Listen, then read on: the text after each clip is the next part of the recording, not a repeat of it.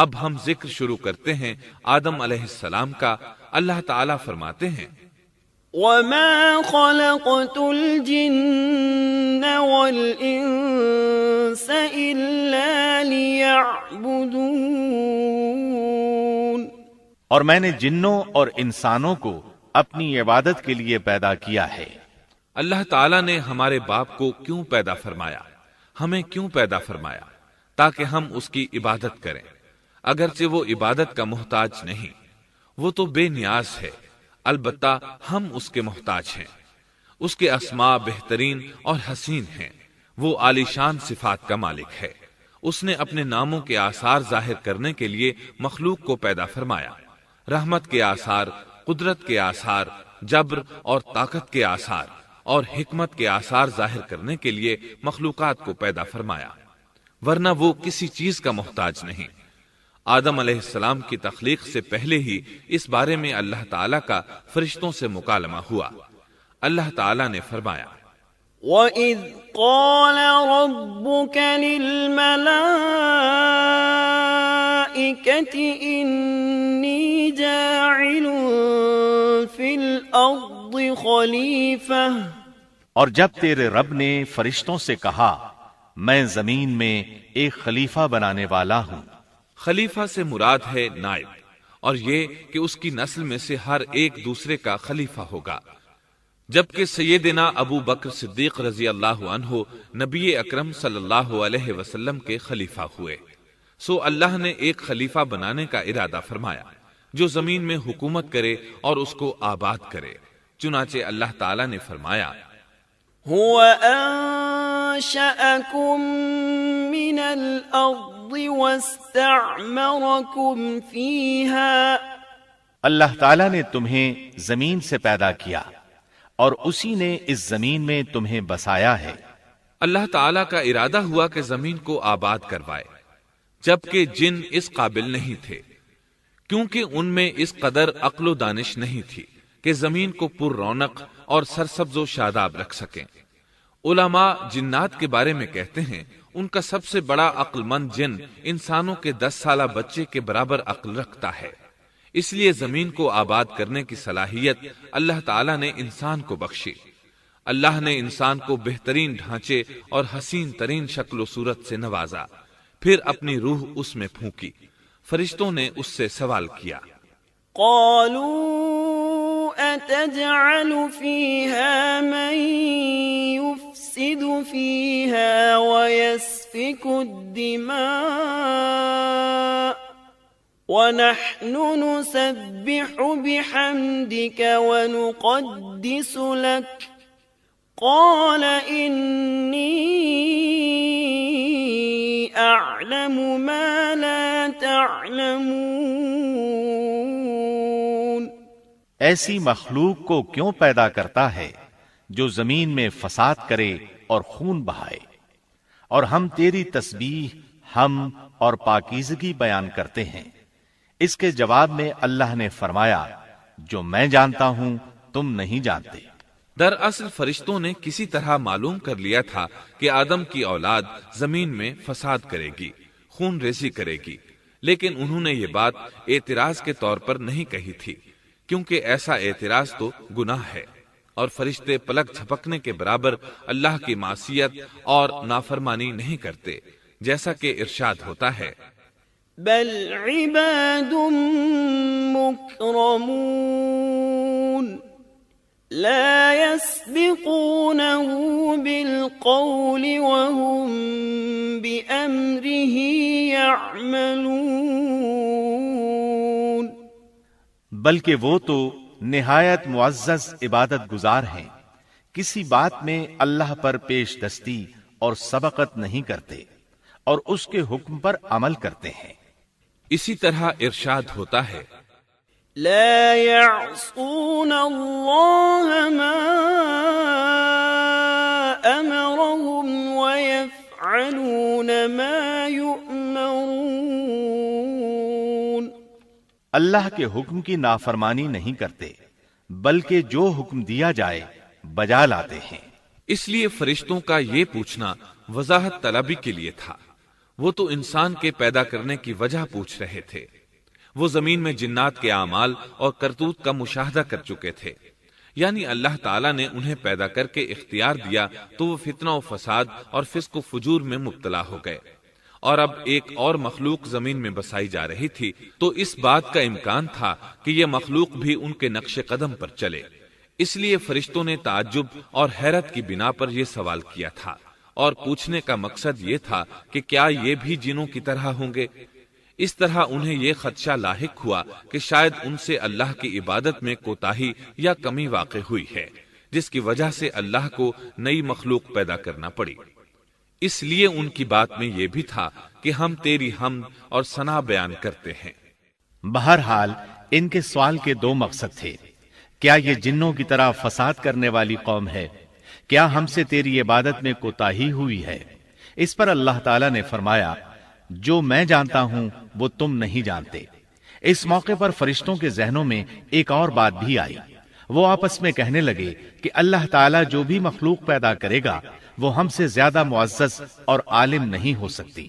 یعنی جب فرشتوں نے باقی مخلوقات کا جائزہ لیا، مثلا آسمان، زمین، پہاڑ، جن، چوپایوں وغیرہ کا، تو انہوں نے سوچا یہ ہم سے زیادہ مرتبے والی نہیں ہے، لہذا یہ مخلوق بھی پیدا ہو رہی ہے تو یہ ہم سے زیادہ مرتبہ نہیں رکھتی۔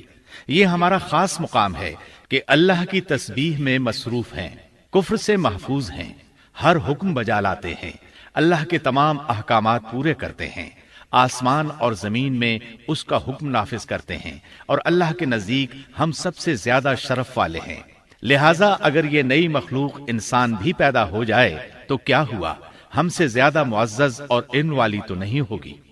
بہرحال جب اللہ تعالیٰ نے آدم کو پیدا کیا تو زمین کی مٹی لانے کا حکم فرمایا، چنانچہ اللہ تعالیٰ کے پاس مٹی لائی گئی۔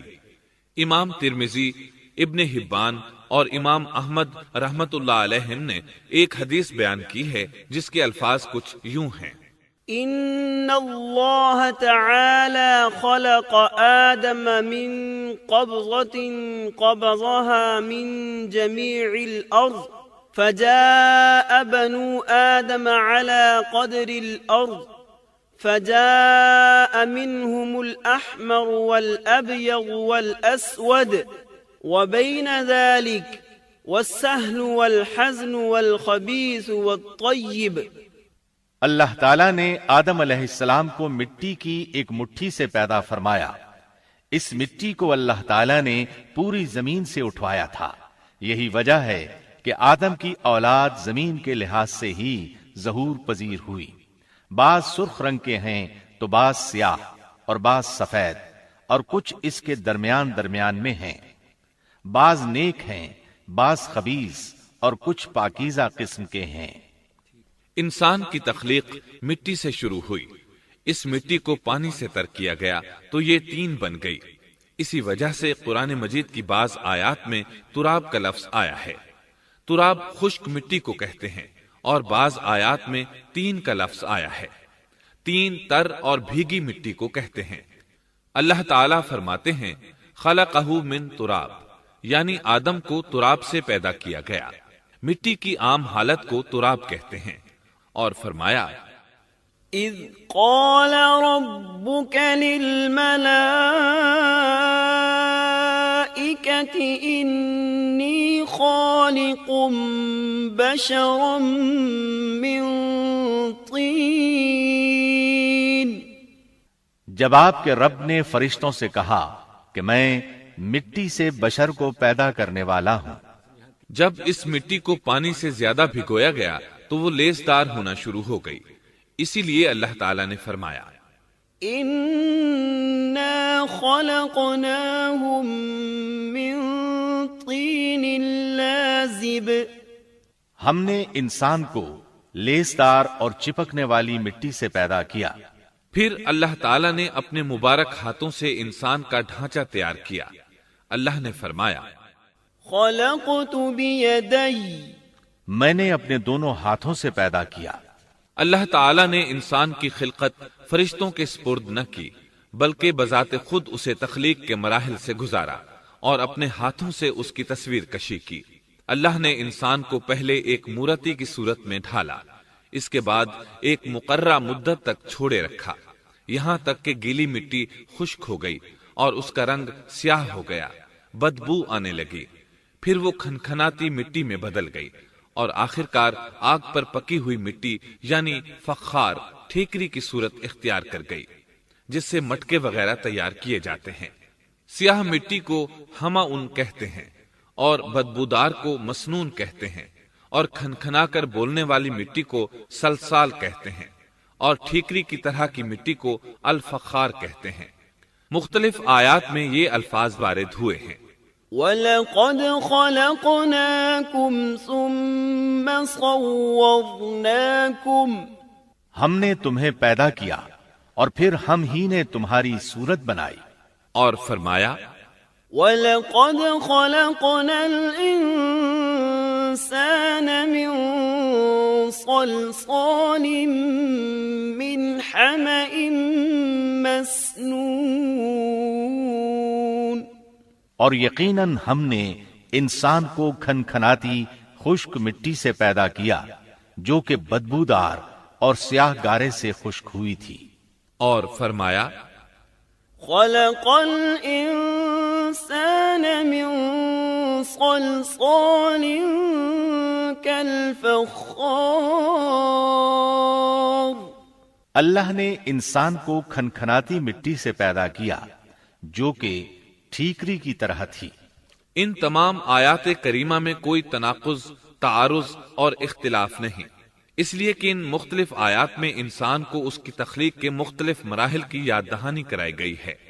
خلاصہ کلام یہ ہوا کہ تخلیق کے عمل کا پہلا مرحلہ تراب تھا، یعنی عام حالت والی خشک مٹی، پھر تین یعنی بھگوئی ہوئی مٹی، پھر لیسدار مٹی یعنی سلسال، پھر ٹھیکری کی طرح کی مٹی یعنی فخار، اور یہ کام جمعے کی آخری گھڑی میں کیا گیا، اور یہ دن اللہ کے لحاظ سے شمار ہونے والے دنوں میں سے ہمارے دنوں کی طرح نہ تھا، ہمارے اور اللہ کے دن مختلف ہیں۔ تخلیق آدم دراصل اللہ کا کرشمہ ہے، انسانوں کو ایک صورت عطا کی گئی۔ اس مرحلے کا تذکرہ بخاری اور مسند احمد کی ایک روایت میں ہے۔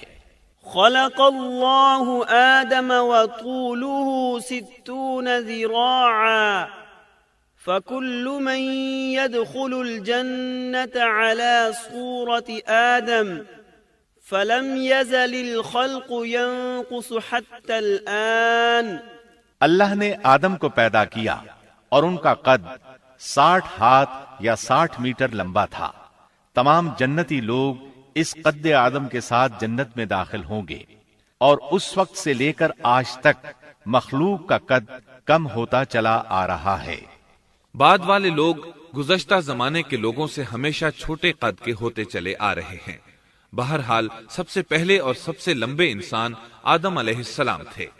امام احمد نے منفرد طور پر ایک روایت بیان کی ہے، اس میں رسول اکرم صلی اللہ علیہ وسلم نے آدم علیہ السلام کی لمبائی 60 ہاتھ یعنی 60 میٹر اور چوڑائی 7 ہاتھ بیان فرمائی ہے۔ سبحان اللہ! سیدنا آدم کس قدر ضخیم اور عظیم مخلوق تھے۔ صحیح مسلم اور مسند احمد کی روایت میں ہے، لما خلق اللہ آدم ترکه ما شاء ان يدع فجعل ابلیس یطیف به ينظر الیہ فلما رآه اجوف عرف انه خلق لا يتمالك۔ اللہ نے آدم کو پیدا کیا تو اسے اپنی منشا کے مطابق کچھ عرصہ ڈھانچے کی صورت میں چھوڑے رکھا۔ ابلیس اس کے ارد گرد چکر لگانے لگا۔ اس نے دیکھا کہ وہ پیٹ والا ہے۔ وہ سمجھ گیا کہ یہ مخلوق اپنے آپ پر کنٹرول نہیں کر سکے گی۔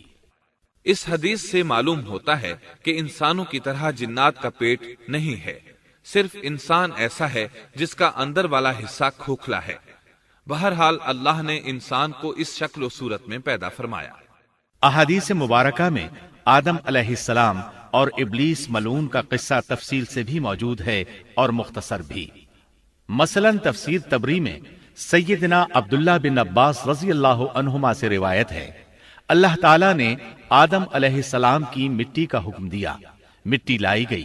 اللہ تعالیٰ نے آدم علیہ السلام کو لیسدار اور بدبودار سیاہ مٹی سے پیدا فرمایا، اور یہ کام اللہ نے اپنے مبارک ہاتھوں سے کیا۔ آدم 40 راتیں مجسمے کی صورت میں پڑے رہے، جسم موجود تھا لیکن روح نہیں تھی۔ ابلیس آتا، اس ڈھانچے کو ٹھوکر لگاتا تو جسم سے ایسی آواز نکلتی جیسے خالی مٹکے پر ہاتھ مارنے سے نکلتی ہے۔ اسی لیے اللہ نے بھی فرمایا ہے کہ وہ کھنکھناتی مٹی سے پیدا کیے گئے۔ آدم علیہ السلام میں روح ڈالنے سے پہلے ایک مرتبہ فرشتوں کا ان کے پاس سے گزر ہوا تو وہ کچھ گھبرا سے گئے۔ ابلیس کو تو بہت زیادہ گھبراہٹ کا سامنا کرنا پڑا۔ وہ گزرتے ہوئے ٹھوکر مارتا اور کہتا، تجھے کسی خاص مقصد کے لیے پیدا کیا گیا ہے۔ یہ کہہ کر وہ آدم کے منہ میں داخل ہو جاتا اور کمر کے راستے باہر آ جاتا اور فرشتوں سے مخاطب ہو کر کہتا، اس سے گھبرانے کی کوئی ضرورت نہیں۔ اگر مجھے اس پر مسلط کر دیا گیا تو میں یقیناً اسے ہلاکت میں ڈال دوں گا، اور اگر اسے مجھ پر مسلط کر دیا گیا تو بلا شبہ میں اس کی نافرمانی کروں گا۔ اندازہ کیجئے وہ تعجب کر رہا ہے کہ انہیں کیوں پیدا کیا گیا ہے۔ اس کی آدم علیہ السلام سے دشمنی کس قدر پرانی ہے، گویا ابتدا ہی سے یہ عداوت پر ڈٹ گیا تھا۔ بہرحال اللہ نے آدم میں روح پھونکی۔ اس مضمون کو قرآن مجید میں جا بجا ذکر کیا گیا ہے۔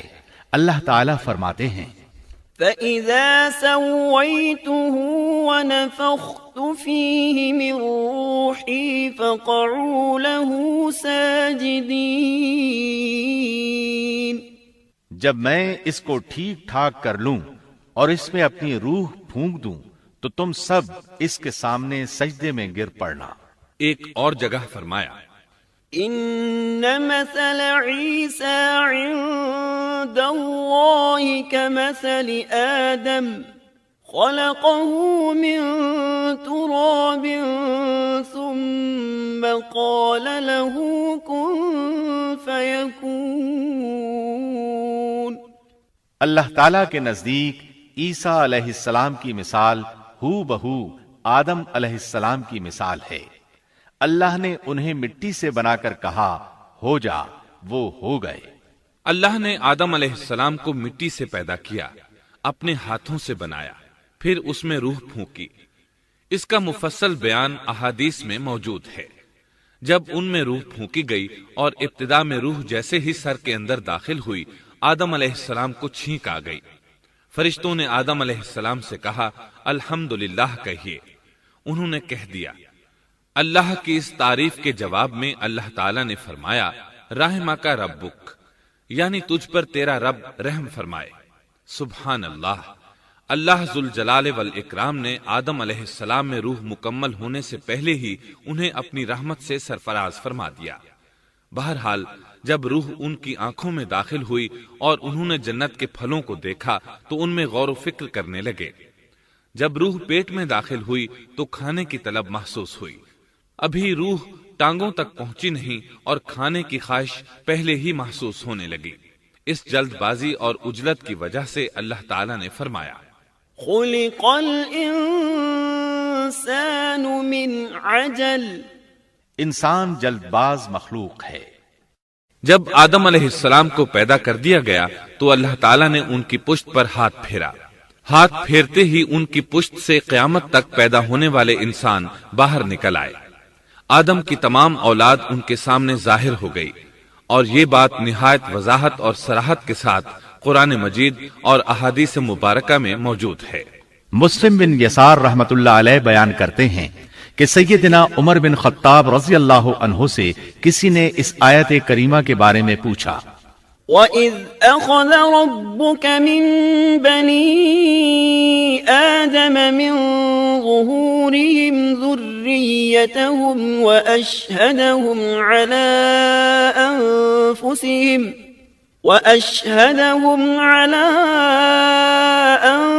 أَنفُسِهِمْ أَلَسْتُ بِرَبِّكُمْ قَالُوا بَلَىٰ شَهِدْنَا أَن تَقُولُوا يَوْمَ الْقِيَامَةِ إِنَّا كُنَّا عَنْ هَٰذَا غَافِلِينَ۔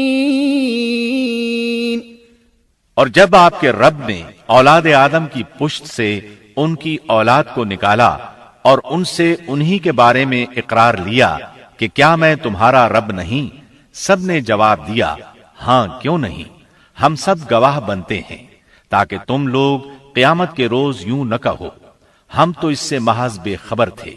او تقولوا انما اشرك آباؤنا من قبل وكنا ذرية من بعدهم افتهلكنا بما فعل المبطلون۔ یا یوں کہو کہ پہلے پہلے شرک تو ہمارے بڑوں نے کیا اور ہم ان کے بعد ان کی نسل میں ہوئے، لہذا کیا تو ان غلط راہ والوں کے فعل پر ہمیں ہلاکت میں ڈالے گا؟ سیدنا عمر رضی اللہ عنہ نے اس شخص کے سوال کے جواب میں فرمایا، میں نے سنا ہے کہ رسول اللہ صلی اللہ علیہ وسلم فرما رہے تھے، ان اللہ خلق آدم ثم مسح ظهره بيمينه فاستخرج منه ذرية فقال خلقت هؤلاء للجنة وبعمل أهل الجنة يعملون، ثم مسح ظهره فاستخرج منه ذرية فقال خلقت هؤلاء للنار وبعمل أهل النار يعملون، فقال الرجل ففيما العمل يا رسول الله؟ فقال رسول الله صلى الله عليه وسلم إن الله إذا خلق العبد للجنة استعمله بعمل أهل الجنة حتى يموت على عمل من أعمال أهل الجنة فيدخله الله الجنة، وإذا خلق العبد للنار استعمله بعمل أهل النار حتى يموت على عمل من أعمال أهل النار فيدخله الله النار۔ اللہ نے آدم علیہ السلام کو پیدا کیا، پھر اپنے دائیں ہاتھ کو اس کی پشت پر پھیرا اور اس سے نسل انسانی کو باہر نکالا اور ان کی طرف اشارہ کر کے فرمایا میں نے انہیں جنت کے لیے پیدا کیا ہے اور یہ جنت والوں کے اعمال کریں گے۔ پھر اپنے ہاتھ کو دوبارہ آدم علیہ السلام کی پشت پر پھیرا اور اس سے نسل انسانی کو باہر نکالا اور ان کی طرف اشارہ کر کے فرمایا میں نے انہیں آگ کے لیے پیدا کیا ہے اور یہ آگ والوں کے اعمال کریں گے۔ اس پر ایک شخص نے نبی اکرم صلی اللہ علیہ وسلم سے سوال کیا، اے اللہ کے رسول صلی اللہ علیہ وسلم، تو پھر ہمارے اعمال کس حساب میں شمار ہوں گے؟ آپ نے جواب میں فرمایا اللہ تعالیٰ جب کسی بندے کو جنت کے لیے پیدا کرتا ہے تو اس سے جنت والوں کے کام کرواتا ہے، حتیٰ کہ جنت والے اعمال میں سے ہی کسی عمل پر اس کا موت سے سامنا ہوتا ہے، اس وجہ سے اللہ اسے جنت میں داخل کرتا ہے، اور جب اللہ کسی بندے کو آگ کے لیے پیدا کرتا ہے تو اسے آگ والے اعمال پر لگا دیتا ہے، یہاں تک کہ وہ آگ والے اعمال میں سے کسی عمل پر مرتا ہے، اس کی وجہ سے اللہ اسے آگ میں داخل کر دیتا ہے۔ ہر شخص کے لیے اس کام میں آسانی پیدا کر دی جاتی ہے جس کے لیے وہ پیدا کیا گیا ہے۔ لیکن یہ بات ذہن میں ہر وقت موجود رہنی چاہیے کہ اللہ نے انسان کو اختیار دے رکھا ہے کہ وہ اپنی عقل اور فکر کی روشنی میں اللہ کے احکامات پر عمل پیرا ہو کر خود کو جنتی بنا لے یا عقل کا درست استعمال نہ کرتے ہوئے شیطان کا پٹا گلے میں ڈال لے اور جہنم میں جگہ بنا لے۔ یہ تو اللہ نے انسان کو اختیار دے رکھا ہے، اس کی مرضی کہ جنت والے اعمال کرے یا جہنم والے۔ ہر انسان میں دونوں طرف جانے کی طاقت اور صلاحیت موجود ہے۔ اللہ نے انسان کو مجبور نہیں بنایا، البتہ ہر انسان کو جو بھی رویہ اختیار کرنا تھا اللہ کو اس کا علم تھا، اور اس کا علم برحق ہے، قطعی ہے، اس میں کوئی غلطی نہیں ہو سکتی، اس لیے اس نے اپنے علم کے مطابق تقدیر لکھ دی۔ اب ہم جو کچھ کرتے ہیں تقدیر سے مجبور ہو کر نہیں کرتے بلکہ اپنے اختیار سے کرتے ہیں، اور چونکہ تقدیر بھی اللہ کے حکم سے لکھی گئی اس لیے اس میں بھی کوئی خطا واقع نہیں ہوتی، لہذا تقدیر کا یہ مطلب نہیں کہ انسان تقدیر کی بنا پر ہدایت ماننے یا نہ ماننے پر مجبور ہے، ایسی بات قطعاً نہیں۔ اور درست بات یہ ہے کہ تقدیر کا مسئلہ بہت زیادہ پیچیدہ ہے اور مشکل ترین مسائل میں سے ہے، یہاں اس کی تفصیل کا موقع نہیں۔ جب اللہ نے آدم علیہ السلام کو پیدا کر لیا اور اس میں اپنی روح پھونک دی تو فرشتوں کو حکم دیا کہ آدم کو سجدہ کریں۔ ابلیس ایک بہت نیک اور بزرگ جن تھا، اس نے کبھی اللہ کی نافرمانی نہیں کی تھی، اسی بنا پر وہ بلند مرتبہ پا کر فرشتوں میں شامل ہو چکا تھا، لیکن فرشتوں کی جنس سے قطعاً نہیں تھا۔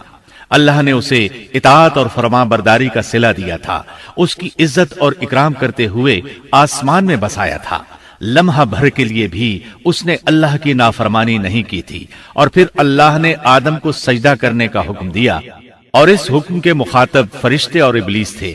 صرف فرشتوں کے لیے یہ حکم نہیں تھا بلکہ ابلیس بھی اس حکم میں شامل تھا، کیونکہ اللہ تعالیٰ فرماتے ہیں وَلَقَدْ خَلَقْنَاكُمْ ثُمَّ صَوَّرْنَاكُمْ ثُمَّ قُلْنَا لِلْمَلَائِكَةِ اسْجُدُوا لِآدَمَ فَسَجَدُوا إِلَّا إِبْلِيسَ لَمْ يَكُنْ مِنَ السَّاجِدِينَ قَالَ مَا مَنَعَكَ أَلَّا تَسْجُدَ إِذْ أَمَرْتُكَ اور یقیناً ہم نے تمہیں پیدا کیا، پھر ہم ہی نے تمہاری صورت بنائی، پھر ہم نے فرشتوں سے کہا کہ آدم کو سجدہ کرو، تو سوائے ابلیس کے سبھی نے سجدہ کیا، وہ سجدہ کرنے والوں میں شامل نہ ہوا۔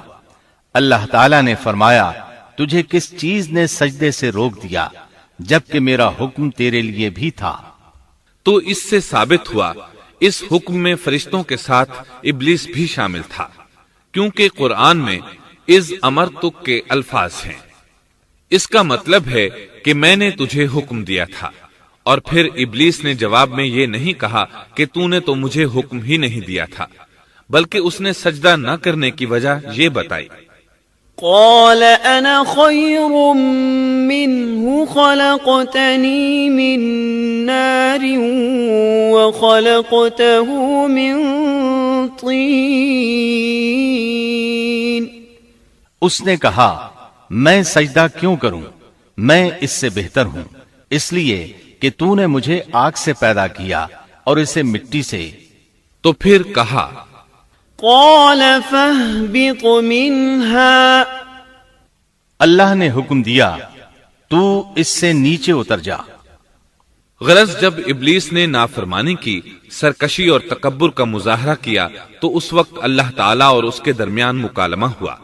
اللہ نے اس کی سرکشی دیکھ کر اسے سزا دیتے ہوئے فرمایا، قال فاهبط منها فما يكون لك أن تتكبر فيها فاخرج إنك من الصاغرين قال أنظرني إلى يوم يبعثون قال إنك من المنظرين قال فبما أغويتني لأقعدن لهم صراطك المستقيم ثم لآتينهم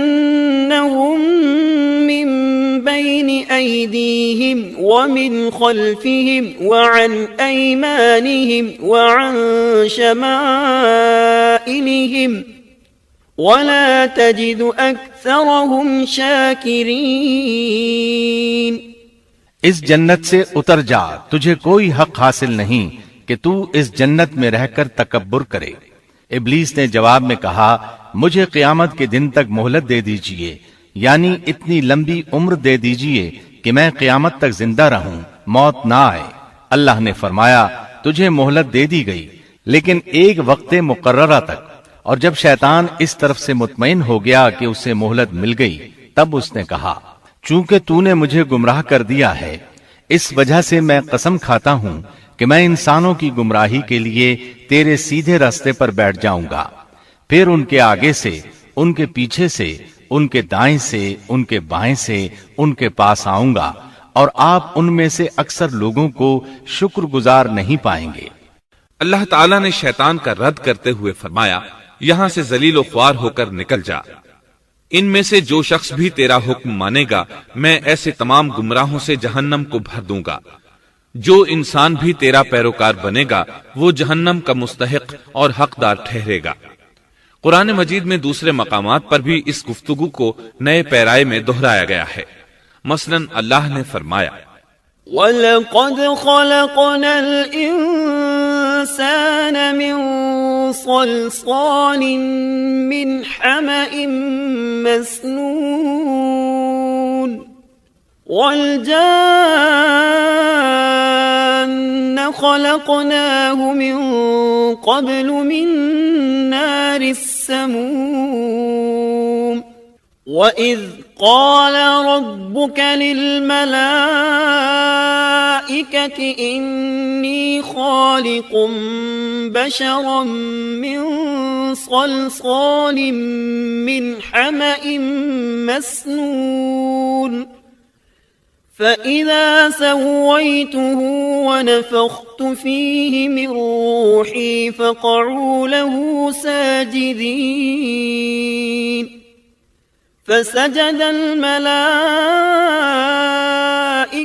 كلهم أجمعون إلا إبليس أبى أن يكون مع الساجدين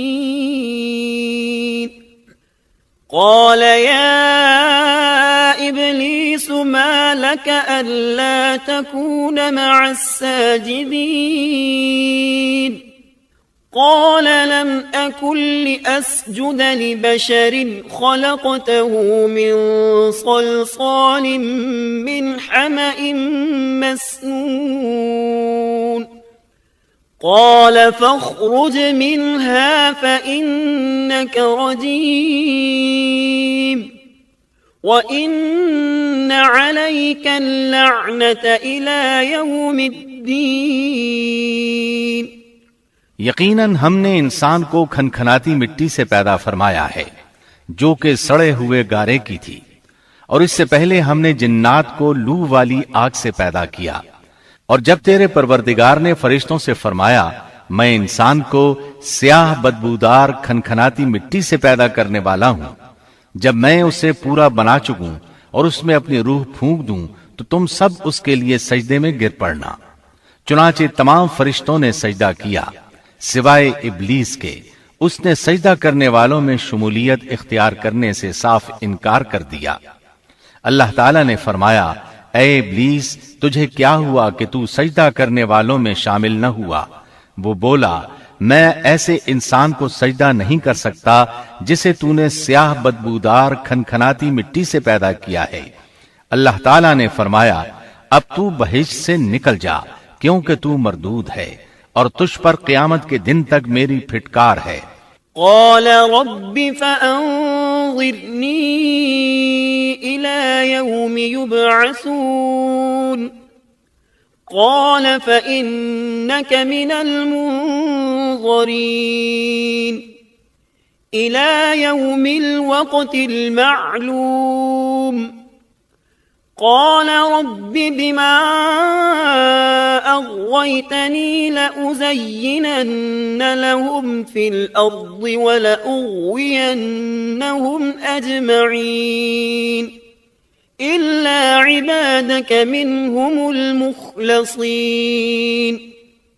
قال هذا صراط علي مستقيم إن عبادي ليس لك عليهم سلطان إلا من اتبعك من الغاوين وَإِنَّ جَهَنَّمَ لَمَوْعِدُهُمْ أَجْمَعِينَ کہنے لگا اے میرے رب مجھے اس دن تک مہلت دے دے جس دن کے لوگ دوبارہ زندہ کیے جائیں گے۔ اللہ نے فرمایا اچھا اس مقررہ وقت کے دن تک تجھے مہلت دی گئی. کہنے لگا اے میرے رب، چونکہ تو نے مجھے گمراہ کیا ہے، مجھے بھی قسم ہے کہ میں انسانوں کے لیے زمین میں گناہوں کو خوشنما بناؤں گا اور ان سب کو بہکا دوں گا، سوائے ان کے جو تیرے منتخب اور مخلص بندے ہوں گے، وہ میرے بہکاوے میں نہیں آئیں گے. اللہ نے فرمایا ہاں یہی مجھ تک پہنچنے کی سیدھی راہ ہے کہ مخلص بن جاؤ، میرے بندوں پر تجھے کوئی غلبہ نہیں ہوگا. البتہ جو گمراہ لوگ تیری پیروی کریں گے یقیناً ان کے وعدے کی جگہ جہنم ہے. ایک اور مقام پر اللہ تعالی فرماتے ہیں وَإِذْ قُلْنَا لِلْمَلَائِكَةِ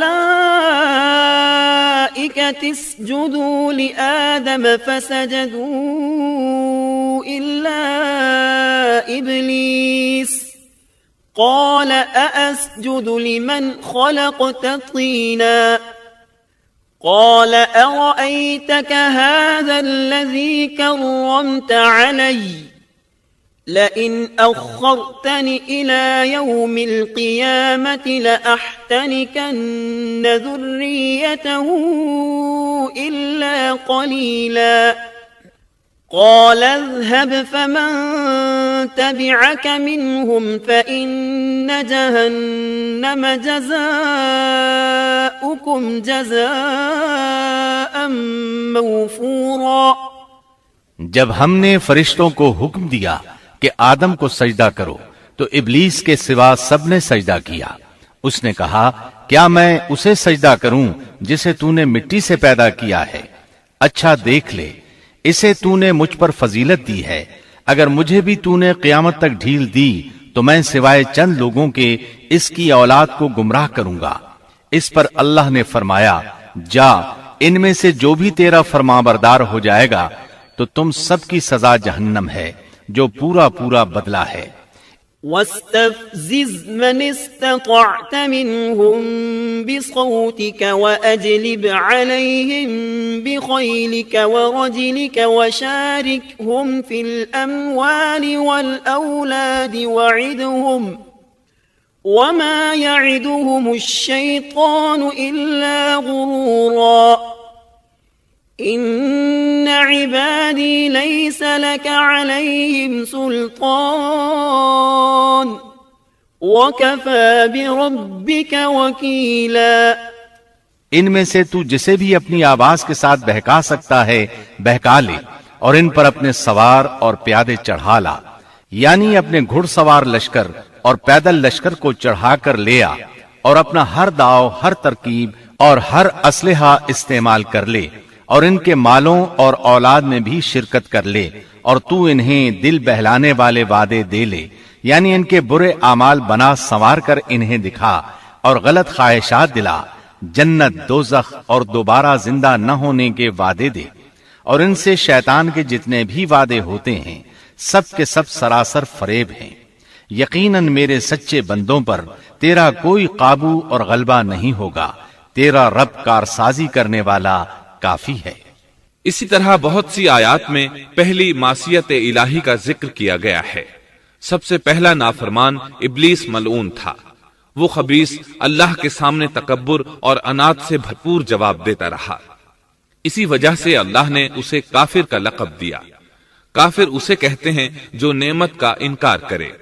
اللہ نے اس پر اتنا فضل و کرم اور انعام و احسان کیا کہ بلند ترین مرتبے تک پہنچا دیا، لیکن اس نے اللہ کی اس نعمت کی قدر نہ کی، پرواہ نہ کی اور کفر کا راستہ اختیار کیا. اللہ تعالیٰ فرماتے ہیں اذ قال ربك للملائكة انی خالق بشرا من طین فإذا سويته ونفخت فيه من روحي فقعوا له ساجدين فسجد الملائكة كلهم أجمعون إلا إبليس استكبر وكان من الكافرين.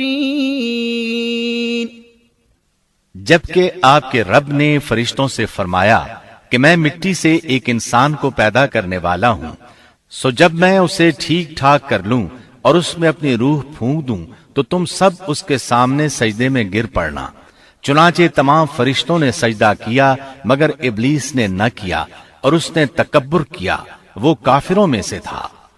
سب سے پہلا گناہ تکبر تھا، اسی لیے علماء کرام فرماتے ہیں تمام گناہوں کی جڑ تکبر اور غرور ہے۔ نبی اکرم صلی اللہ علیہ وسلم نے اپنی امت کو تکبر نہ کرنے کا سختی سے حکم فرمایا، اس کی برائی، وبال اور ہلاکت سے آگاہ فرمایا۔ آپ نے فرمایا لا ينظر الله إلى من جر ثوبه خيلاء، اللہ اس شخص کی طرف رحمت سے دیکھے گا بھی نہیں جس نے تکبر کی بنا پر کپڑا ٹخنوں سے نیچے لٹکایا۔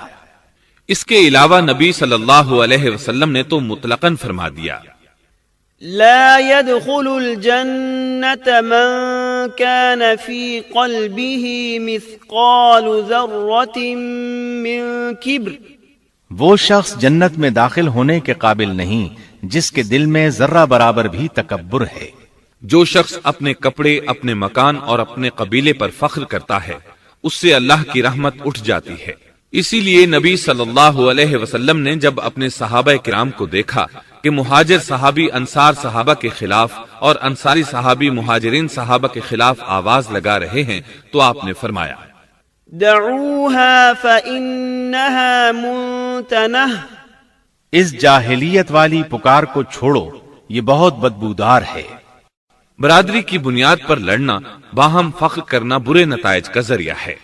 گناہوں کی بنیاد بھی تکبر ہے، اس لیے ہر مومن کو چاہیے کہ اپنے نوکر، خادم، ملازم یا کسی بھی مسکین پر کبھی بھی فخر و غرور کا اظہار نہ کرے، کیونکہ یہی اللہ کی سب سے پہلی نافرمانی وجود میں آئی تھی۔ تکبر کا یہ ذکر ضمناً آ گیا۔ ہم پھر اپنے موضوع کی طرف لوٹتے ہیں۔ اللہ نے آدم علیہ السلام کو پیدا کیا اور انہیں عالم بنا کر ہی تخلیق کیا، یعنی جب وہ پیدا ہوئے تو جاہل نہیں تھے۔ اللہ نے آدم علیہ السلام کو فرشتوں سے بھی بڑا عالم بنا کر پیدا فرمایا۔ بے شمار احادیث میں آدم علیہ السلام کی ابتدا اور ان کے علم کا ذکر موجود ہے۔ جب اللہ نے آدم میں مکمل روح ڈال دی اور وہ اپنے پاؤں پر کھڑے ہو گئے تو اللہ نے انہیں حکم دیا، جاؤ فرشتوں کی جماعت کو السلام علیکم کہو۔ آدم اور فرشتوں کی زبان عربی تھی، یہی زبان اہل جنت کی ہے۔ آدم گئے، جا کر سلام کہا، انہوں نے جواب میں کہا وعلیکم السلام ورحمت اللہ، یعنی تجھ پر اللہ کی سلامتی اور رحمت ہو۔ اللہ نے فرمایا یہ تیرا اور تیری اولاد کا آپس میں ایک دوسرے کو تحفہ اور ہدیہ ہے۔ اللہ نے آدم علیہ السلام کو ابتدا ہی میں تمام نام سکھا دیے۔ مفسرین نے ان ناموں کے بارے میں بہت بحثیں ذکر کی ہیں۔ مضبوط موقف سیدنا عبداللہ بن عباس رضی اللہ عنہما کا ہے کہ اللہ نے آدم علیہ السلام کو ہر چیز کا نام سکھا دیا تھا، مثلاً یہ پہاڑ ہے، یہ سمندر ہے، یہ پرندہ ہے، یہ درخت ہے وغیرہ۔ وہ آسمان اور زمین کی ہر چیز کا نام جانتے تھے۔ یہ علم کیسا تھا، انسان نے کس طرح ہر چیز کا نام پہچان لیا۔ یقیناً اللہ انسان میں یہ طاقت پیدا کر سکتا ہے کہ وہ ہر علم کا احاطہ کر سکے۔ اللہ نے آدم علیہ السلام کو ہر چیز کا نام اور اس کی صنعت اور کام بھی معلوم کرا دیا۔ آگ، لوہے، لکڑی، غرض ہر چیز کا نام اور استعمال ذہن میں ڈال دیا۔ وہ کس قدر عظیم علم سے بہرور ہوئے، سبحان اللہ۔ بہرحال اللہ نے آدم علیہ السلام کو صرف شکل و صورت اور تخلیق ہی میں بلند مرتبہ عطا نہیں کیا تھا، بلکہ عقل و علم کے لحاظ سے بھی بلند درجے اور مقام پر فائز کیا تھا، جیسا کہ اللہ تعالیٰ فرماتے ہیں وَعَلَّمَ آدَمَ الْأَسْمَاءَ كُلَّهَا ثُمَّ عَرَضَهُمْ عَلَى الْمَلَائِكَةِ۔ اللہ نے آدم علیہ السلام کو ہر چیز کا نام سکھا دیا، پھر ان چیزوں کو فرشتوں پر پیش کیا اور فرمایا أنبئوني بأسماء هؤلاء إن كنتم صادقين۔ مجھے ان چیزوں کے نام بتاؤ اگر تم سچے ہو۔ مطلب یہ کہ تم اپنے دعوے میں کہاں تک سچے ہو؟ جب آدم کی تخلیق ہوئی تو تم نے کہا تھا اللہ جو چاہے پیدا کر لے، قسم ہے وہ ہم سے زیادہ معزز اور عالم نہیں ہوگا۔ اس دعوے میں اگر تم سچے ہو تو ذرا ان اشیاء کے نام تو بتاؤ۔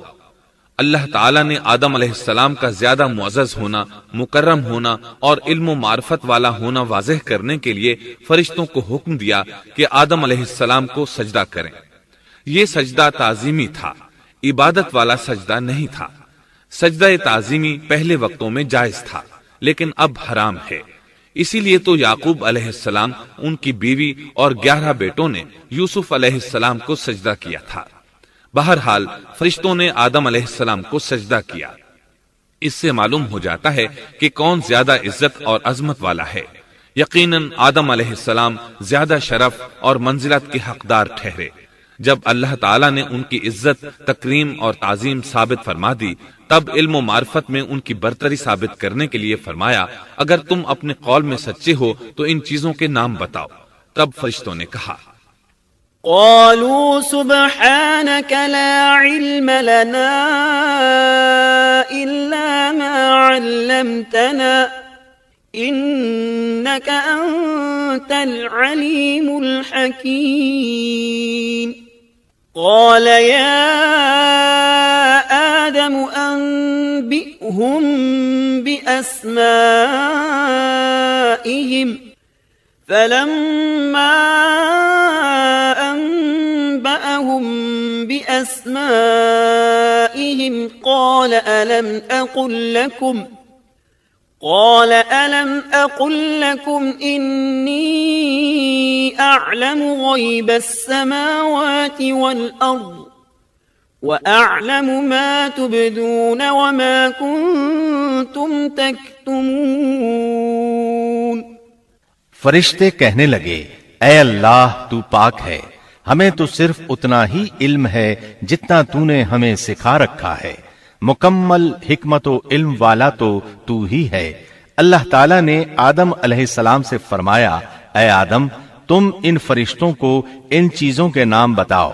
آدم ہر چیز کا نام بتانے لگے، کسی جگہ بھی انہوں نے غلطی نہیں کی۔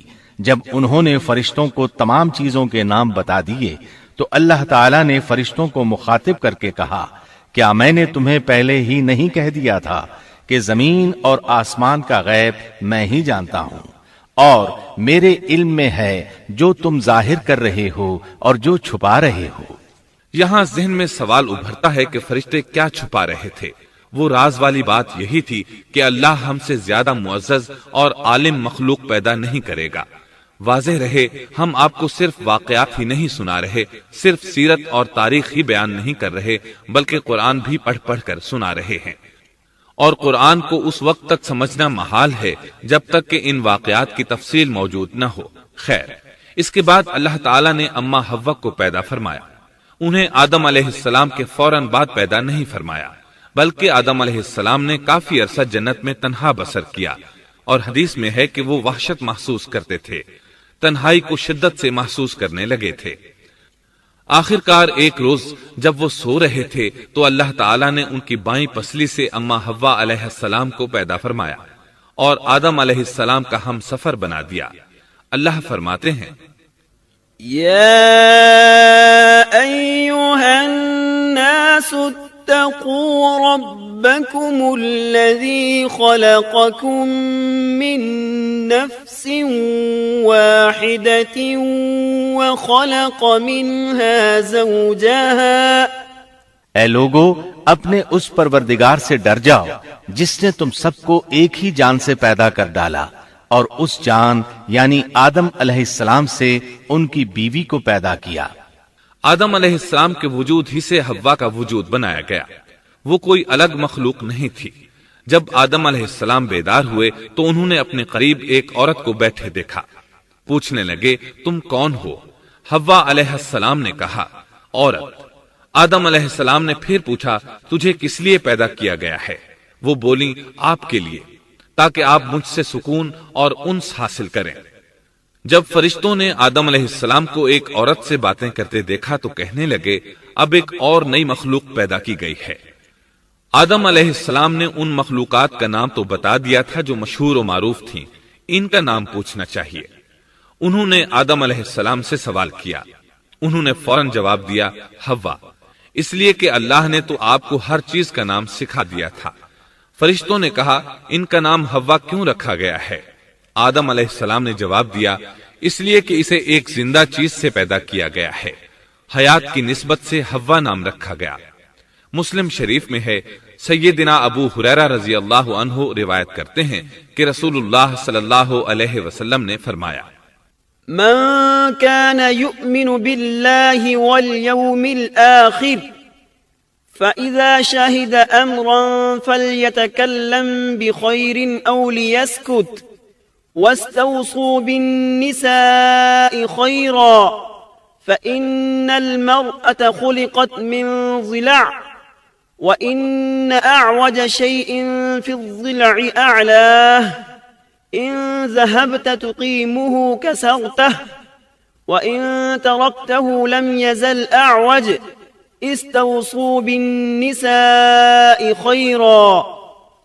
جو شخص اللہ اور آخرت کے دن پر ایمان رکھتا ہے، جب وہ کسی معاملے کے لیے حاضر ہو تو بھلائی والی بات کرے یا خاموش رہے، اور عورتوں کے بارے میں بھلائی کی وصیت حاصل کر لو، یعنی ان کے ساتھ اچھا سلوک کرو، کیونکہ عورت پسلی سے پیدا کی گئی ہے اور پسلی میں زیادہ ٹیڑھا حصہ اوپر والا حصہ ہوتا ہے۔ اگر تم اس کو سیدھا کرنا چاہو گے تو توڑ ڈالو گے، اور اگر اس کو چھوڑ دو گے تو وہ اسی طرح ہمیشہ ٹیڑھی رہے گی۔ عورتوں کے بارے میں بھلائی کی وصیت حاصل کر لو۔ مطلب یہ کہ اسی حالت میں گزر بسر کرو، عورتوں کے بارے میں بھلائی کی وصیت حاصل کر لو۔ اس حدیث کا مطلب یہ ہے کہ عورتوں پر جبر کر کے زبردستی ان کی طبیعت کو بدلا نہیں جا سکتا، اور عورت ذات کو نہایت نرمی اور پیار سے رکھو۔ ان کی طبیعتوں میں ٹیڑھا پن ہے، وہ کبھی جذبات سے مغلوب ہو جاتی ہے اور عقل کھو بیٹھتی ہے۔ اگر کوئی اسے سیدھا کرنا چاہے تو اس سے لا تعلقی، دوری اور طلاق کی نوبت آ جائے گی۔ اگر اسے چھوڑ دو گے تو ٹیڑھا پن برقرار رہے گا۔ مرد کو بہت حوصلے سے اس صورتحال کو سنبھالنا چاہیے۔ احادیث میں سیدنا ابراہیم علیہ السلام کی زوجہ سیدہ سارہ علیہ السلام کا قصہ موجود ہے۔ وہ حوا علیہ السلام کے بعد کائنات کی سب سے زیادہ خوبصورت عورت تھی۔ احادیث سے یہ اشارہ ملتا ہے کہ حوا علیہ السلام ابتدائے انسانیت سے لے کر قیامت تک پیدا ہونے والی تمام عورتوں میں خوبصورت تھیں۔ اب ابلیس لگا اپنے وسوسے شروع کرنے۔ آدم اور حوا علیہ السلام دونوں اللہ کے حکم سے جنت میں تھے کہ شیطان نے انہیں پھسلانے کی کوشش شروع کر دی۔ اللہ تعالیٰ فرماتے ہیں، وَقُلْنَا يَا آدَمُ اسْكُنْ أَنْتَ وَزَوْجُكَ الْجَنَّةَ وَكُلَا مِنْهَا رَغَدًا حَيْثُ شِئْتُمَا۔ اور ہم نے کہہ دیا اے آدم، تم اور تمہاری بیوی جنت میں رہو اور جہاں سے چاہو با فراغت کھاؤ۔ جنت بھی کیسی؟ اللہ فرماتے ہیں، وَجَنَّةٍ عَرْضُهَا السَّمَاوَاتُ وَالْأَرْضُ، وہ جنت کہ جس کی چوڑائی ہی آسمانوں اور زمین کے برابر ہے۔ سو اس جنت میں سے جو چاہو سو کھاؤ، کچھ بھی منع نہیں سوائے ایک درخت کے، چنانچہ ارشاد ہوا، وَقُلْنَا يَا آدَمُ اسْكُنْ أَنْتَ وَزَوْجُكَ الْجَنَّةَ وَكُلَا مِنْهَا رَغَدًا حَيْثُ شِئْتُمَا وَلَا تَقْرَبَا هَذِهِ الشَّجَرَةَ فَتَكُونَا مِنَ الظَّالِمِينَ۔ اور ہم نے کہا اے آدم، تم اور تمہاری بیوی جنت میں رہو، پھر جس جگہ سے چاہو با فراغت کھاؤ، اور اس درخت کے پاس مت جاؤ ورنہ ظالموں میں سے ہو جاؤ گے۔ ایک اور جگہ فرمایا، وَإِذْ قُلْنَا لِلْمَلَائِكَةِ اسْجُدُوا لِآدَمَ فَسَجَدُوا إِلَّا إِبْلِيسَ إبليس أبى فقلنا يا آدم إن هذا عدو لك ولزوجك فلا يخرجنكما من الجنة فتشقى إن لك ألا تجوع فيها ولا تعرى وأنك لا تظمأ فيها ولا تضحى. اور جب ہم نے فرشتوں سے کہا کہ آدم کو سجدہ کرو تو ابلیس کے سوا سب نے سجدہ کیا. ابلیس نے انکار کیا تو ہم نے کہا اے آدم یہ تیرا اور تیری بیوی کا دشمن ہے، خیال رکھنا ایسا نہ ہو کہ وہ تم دونوں کو جنت سے نکلوا دے اور تو مصیبت میں پڑ جائے. یہاں تو تجھے آرام ہے، نہ تو بھوکا ہے اور نہ ننگا، اور نہ تو یہاں پیاسا ہوتا ہے، نہ دھوپ سے تکلیف اٹھاتا ہے. گویا اللہ نے سیدنا آدم علیہ السلام کو وسوسے سے پہلے ہی خبردار کر دیا تھا. ان آیات سے یہ بھی پتا چلا کہ انسان سے ابلیس کی عداوت اور دشمنی ابتدا ہی سے چلی آ رہی ہے، اور یہ بھی ثابت ہوا کہ جو لوگ کہتے ہیں کہ انسان ابتدا میں ننگا تھا ان کا قول صحیح نہیں، اس لیے کہ اللہ تعالیٰ نے جنت میں بھی آدم علیہ السلام پر لباس رکھا اور زمین میں بھی لباس نازل کر دیا، جیسا کہ اللہ تعالیٰ فرماتے ہیں يا بني آدم قد أنزلنا عليكم لباسا يواري سوآتكم وريشا ولباس التقوى ذلك خير. اے آدم کی اولاد، ہم نے تم پر لباس کو نازل کیا جو تمہاری شرمگاہوں کو چھپاتا ہے اور زینت کا سبب بھی ہے، اور تقوی کا لباس اس سے بھی بہتر ہے. لہذا آدم ابتدا میں ننگے نہیں تھے، انہیں تو ننگے پن کا علم ہی نہیں تھا، نہ ہی ان کی بیوی کو برہنہ ہونے کا علم تھا. اللہ نے آدم علیہ السلام کو کامل نعمتوں سے نوازا، بھوک نہ پیاس، یہاں تک کہ پیاس کے اسباب سے بھی محفوظ، نہ گرمی اور نہ دھوپ، پھر بے انتہا حسن و جمال، مشقت نہ تکلیف، بدبختی نہ بدقسمتی. آدم اور حوا علیہ السلام کے دلوں میں وسوسہ ڈالنے کے بارے میں بھی قرآن نے روشنی ڈالی ہے. فوسوس لهما الشیطان، پھر شیطان نے ان دونوں کے دلوں میں وسوسہ ڈالا. یہ وسوسہ اس نے ان دونوں کو طمع دلانے کی صورت میں پورا کیا، اور یہ طمع دلائی کہ اس درخت کو کھانے سے ہمیشگی اور بقا ملتی ہے اور کبھی نہ ختم ہونے والی بادشاہت حاصل ہوتی ہے. اور اس وسوسے کا مقصد یہ تھا لِيُبْدِيَ لَهُمَا مَا وُورِيَ عَنْهُمَا مِنْ سَوْآتِهِمَا، تاکہ ان کا پردہ بدن جو ایک دوسرے سے پوشیدہ تھا دونوں کے روبرو بے پردہ کر دے. ان کی شرمگاہوں کو ننگا کرنے کے لیے اس نے ایسا کیا. وہ دونوں کپڑے میں ملبوس تھے، ستر ڈھانپ رکھا تھا.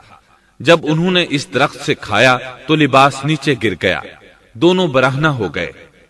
یہی شیطان چاہتا تھا کہ انہیں برہنہ کر دے، اللہ کی نافرمانی پر اکسائے. ارشاد ہوتا ہے فوسوس إليه الشيطان قال يا آدم هل أدلك على شجرة الخلد وملك لا يبلى. شیطان نے انہیں وسوسہ ڈالا، کہنے لگا اے آدم کیا میں تجھے دائمی زندگی کا درخت اور وہ بادشاہت نہ بتلا دوں جو کبھی پرانی نہ ہو؟ جب تم اس درخت سے کھاؤ گے تو ہمیشہ زندہ رہنے والے بن جاؤ گے اور زبردست بادشاہت حاصل کر لو گے. اس نے یہ تمنا بھی دلائی. وقال ما نهاكما ربكما عن هذه الشجرة إلا أن تكونا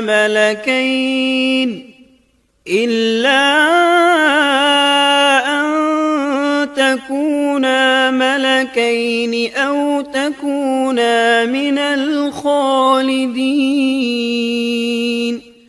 تمہارے رب نے تم دونوں کو اس درخت سے اس لیے منع کیا ہے کہ تم دونوں فرشتے نہ بن جاؤ یا ہمیشہ زندہ رہنے والے نہ بن جاؤ. یعنی تم اس درخت سے کھا لو گے تو فرشتے بن جاؤ گے اور ہمیشہ قائم دائم رہو گے. پھر وہ وسوسہ ڈالتے ہوئے جھوٹی قسمیں کھانے لگا جیسا کہ ارشاد ہوتا ہے. وَقَاسَمَهُمَا إِنِّي لَكُمَا لَمِنَ النَّاصِحِينَ. اور ان دونوں کے روبرو قسمیں کھانے لگا کہ یقین آ جائے میں آپ کا خیر خواہ ہوں. اللہ کی قسم کھانے لگا اور اس وقت سے جھوٹی قسموں کی ابتدا ہوئی. اس نے ان دونوں کو فریب دے کر بہکا لیا جیسا کہ فرمایا فَدَلَّاهُمَا بِغُرُورٍ، یعنی دھوکے سے انہیں پھسلایا حالانکہ انہیں کسی چیز کی کمی نہیں تھی. بھلا وہاں کیا محتاجی ہو سکتی تھی؟ جنت میں سکون سے زندگی بسر کر رہے تھے. جنت سے بڑھ کر کیا چاہیے؟ ہمیشہ کے لیے جنت مل چکی تھی. اللہ تعالیٰ فرماتے ہیں فَلَمَّا ذَاقَا الشَّجَرَةَ بَدَتْ لَهُمَا سَوْآتُهُمَا وَطَفِقَا يَخْصِفَانِ عَلَيْهِمَا مِنْ وَرَقِ الْجَنَّةِ.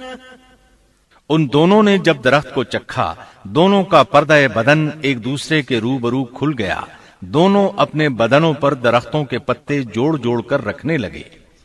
کپڑے اترنے پر دونوں کو حیا آئی، اس لیے کہ انسان کی فطرت میں برہنہ ہونے کی ناپسندیدگی شامل ہے. برہنہ ہو گئے تو کوئی لباس نہیں تھا، اس لیے درختوں کے پتے جوڑ کر جسم ڈھانپنے لگے. حدیث میں آیا ہے آدم بھاگنے لگے تو اللہ نے پکارا آدم مجھ سے بھاگتے ہو؟ آدم بولے اللہ میں شرم کی بنا پر بھاگ رہا ہوں اور اس وجہ سے کہ تیرے سامنے برہنہ کیسے رہوں، پھر یہ کہ نافرمانی کا ارتکاب بھی کر چکا ہوں. یہاں ایک سوال پیدا ہوتا ہے دونوں میں سے پہلے کھانے والا کون تھا؟ اس بارے میں راجح قول یہ ہے کہ وہ حوا علیہ السلام تھی. انہی نے آدم علیہ السلام کو طمع دلاتے ہوئے اس غلطی پر آمادہ کیا تھا، جیسا کہ بخاری شریف میں نبی اکرم صلی اللہ علیہ وسلم نے فرمایا لولا حواء لم تخن انثى زوجها. اگر حوا نہ ہوتی تو کوئی عورت اپنے خاوند سے خیانت نہ کرتی. حوا علیہ السلام نے انہیں غلطی میں مبتلا کیا تھا. اگر حوا علیہ السلام نہ ہوتی تو آدم بھی خیانت میں مبتلا نہ ہوتے اور نہ معصیت میں مبتلا ہوتے. تب اللہ نے انہیں پکارا وَنَادَاهُمَا رَبُّهُمَا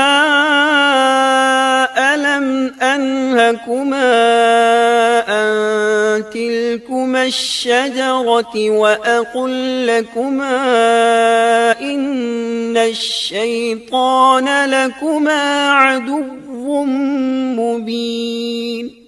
کیا میں نے تم دونوں کو اس درخت سے نہیں روکا تھا اور کیا یہ نہیں کہا تھا کہ شیطان تمہارا کھلا دشمن ہے؟ اب توجہ طلب بات یہ ہے کہ اس موقع پر دونوں نے کیا طرز عمل اختیار کیا. کیا وہ دونوں اپنی معصیت پر بضد رہے اور تکبر کرنے لگے جیسا کہ ابلیس نے سجدہ کرنے سے انکار کیا تھا اور پھر لگا تھا اپنی معصیت پر اصرار کرنے، یا ان دونوں نے توبہ کر لی؟ جی ہاں، دونوں نے توبہ کر لی جیسا کہ قرآن مجید میں آتا ہے قَالَا رَبَّنَا ظَلَمْنَا أَنفُسَنَا وَإِن لَّمْ تَغْفِرْ لَنَا وَتَرْحَمْنَا لَنَكُونَنَّ مِنَ الْخَاسِرِينَ. دونوں نے کہا اے ہمارے رب ہم نے اپنا بڑا نقصان کیا، اور اگر تو ہماری مغفرت نہ کرے گا اور ہم پر رحم نہ کرے گا تو واقعی ہم خسارہ پانے والوں میں سے ہو جائیں گے. اس قصے میں ایک سوال یہ ذہن میں پیدا ہوتا ہے کہ جب سیدنا آدم علیہ السلام کو ابلیس نے سجدہ نہ کیا تو اللہ تعالیٰ نے اسے مردود بنا کر جنت سے نکال دیا. پھر وہ سیدنا آدم علیہ السلام کو اس درخت کے قریب کس طرح لے گیا جبکہ وہ جنت سے باہر ہو چکا تھا؟ قرآن کریم میں اس بارے میں یہ الفاظ آئے ہیں پھر شیطان نے ان کے دلوں میں وسوسہ ڈالا۔ یہ وسوسہ اس نے کیسے ڈالا جبکہ وہ جنت سے نکالا جا چکا تھا؟ مفسرین نے اس کے جواب میں لکھا ہے کہ اس نے جنت سے باہر رہ کر یہ وسوسہ ڈالا تھا۔ جیسے آج کل تار اور بغیر تار کے آواز کو دور دراز علاقوں تک پہنچایا جا سکتا ہے، ایسے ہی شیطان نے اپنی طاقت سے یہ وسوسہ ان کے دلوں تک پہنچایا۔ لگے ہاتھوں ابلیس کی حقیقت بھی سن لیں۔ ابلیس کے لفظی معنی انتہائی مایوس کے ہیں۔ یہ راندہ درگاہ ہونے کے بعد ہمیشہ ہمیشہ کے لیے اللہ کی رحمت سے مایوس ہو گیا تھا، اس لیے اسے یہ لقب ملا، ورنہ روایات کی روح سے اس کا اصل نام عزازیل تھا۔ پہلے یہ جنات میں سے تھا، اپنے رب تعالی کی اطاعت سے نکل کر ابلیس ہوا۔ اس کا علم ناقص تھا، مزاج ناپاک تھا، وہ غرور اور تکبر میں مبتلا ہو گیا تھا۔ یہاں یہ بات بھی ذہن نشین کر لیں کہ انبیاء خطا اور گناہ سے پاک ہوتے ہیں، ان پر اللہ تعالی کی مستقل حفاظت اور نگرانی قائم رہتی ہے۔ اگرچہ انبیاء بھی انسان ہوتے ہیں اور تمام انسانی تقاضے انہیں لاحق ہوتے ہیں، لیکن ان کے عمل اور ارادے میں کسی قسم کی بدی اور شر کا عمل دخل قطعاً نہیں ہوتا۔ ان کا ہر قول اور عمل بلکہ ہر حرکت اور سکون کی حالت بھی انسانیت کے لیے بہترین نمونہ ہوتے ہیں۔ البتہ بشر ہونے کی وجہ سے بھول کا امکان ہوتا ہے، تاہم بھول ہو جانے کی صورت میں انہیں فوراً ہی خبردار کر دیا جاتا ہے۔ بھول ہو جانا بشری طبیعت کا خاصہ ہے۔ اللہ تعالیٰ نے ہر انسان کی فطرت میں یہ چیز رکھی ہے۔ انبیاء سے بھول چوک ہو جانے میں بھی اللہ تعالیٰ کی کئی ایک حکمتیں پوشیدہ ہیں۔ مثلا بہت سی قومیں اپنے نبیوں کے معجزات دیکھ کر ان میں ربوبیت کی صفات کی قائل ہو گئی، یہاں تک کہ بعض قوموں نے اپنے نبیوں کو اللہ یا اللہ کا بیٹا بھی جانا۔ جب انبیاء سے بھول اور لغزشیں ہوئیں تب گویا لوگوں پر یہ واضح کیا گیا کہ یہ الہ نہیں ہے۔ الہ ہوتے تو کس طرح ان سے بھول ہو سکتی تھی؟ اس سے یہ بتانا بھی مقصد تھا کہ انبیاء انسان ہی ہوتے ہیں، کوئی ماورائی مخلوق نہیں ہوتے۔ سیدنا آدم علیہ السلام کے واقعے پر غور کرنے سے یہ حقیقت مزید واضح ہو جاتی ہے کہ سیدنا آدم علیہ السلام کی یہ لغزش گناہ نہیں تھی۔ ممنوع درخت کا پھل کھاتے ہی سیدنا آدم علیہ السلام اور اماں حوا کا لباس اتر گیا تھا۔ اللہ کا حکم ہوا، قال اهبطوا، جنت سے اتر جاؤ۔ مزید فرمایا، بعضكم لبعض عدو وَلَكُمْ فِي الْأَرْضِ مُسْتَقَرٌّ وَمَتَاعٌ إِلَى حِينٍ۔ تم آپس میں ایک دوسرے کے دشمن ہوگے اور تمہارے واسطے زمین میں رہنے کی جگہ ہے اور ایک وقت تک نفع حاصل کرنا ہے۔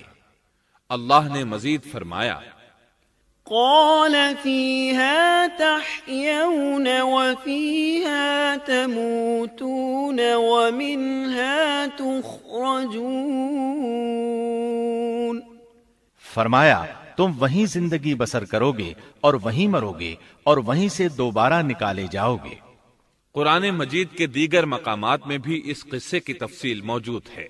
مثلاً فرمایا، وَلَقَدْ عَهِدْنَا إِلَىٰ آدَمَ مِن قَبْلُ فَنَسِيَ وَلَمْ نَجِدْ لَهُ عَزْمًا۔ اور اس سے قبل ہم نے آدم سے ایک عہد لیا تھا مگر وہ بھول گئے اور ہم نے ان میں کوئی عزم نہیں پایا۔ اللہ تعالیٰ فرماتے ہیں، وَإِذْ قُلْنَا لِلْمَلَائِكَةِ اسْجُدُوا لِآدَمَ فَسَجَدُوا إِلَّا إِبْلِيسَ أَبَى فَقُلْنَا يَا آدَمُ إِنَّ هَذَا عَدُوٌّ لك ولزوجك فلا يخرجنكما من الجنة فتشقى إن لك ألا تجوع فيها ولا تعرى وأنك لا تظمأ فيها ولا تضحى فوسوس إليه الشيطان قال يا آدم هل أدلك على شجرة الخلد وملك لا يبلى اور جب ہم نے فرشتوں سے کہا آدم کو سجدہ کرو تو ابلیس کے سوا سب نے سجدہ کیا، اس نے صاف انکار کر دیا تو ہم نے کہا اے آدم یہ تیرا اور تیری بیوی کا دشمن ہے، خیال رکھنا ایسا نہ ہو وہ تم دونوں کو جنت سے نکلوا دے اور تو مصیبت میں پڑ جائے۔ یہاں تو تجھے یہ آرام ہے کہ نہ تو بھوکا ہوتا ہے اور نہ ننگا، اور نہ تو یہاں پیاسا ہوتا ہے اور نہ دھوپ سے تکلیف اٹھاتا ہے۔ لیکن شیطان نے اسے وسوسے میں ڈال دیا، کہنے لگا میں آپ کو دائمی زندگی کے درخت اور وہ بادشاہت بتلاؤں جو کبھی پرانی نہ ہو۔ فأكلا منها فبدت لهما سوآتهما وطفقا يخصفان عليهما من ورق الجنة وعصى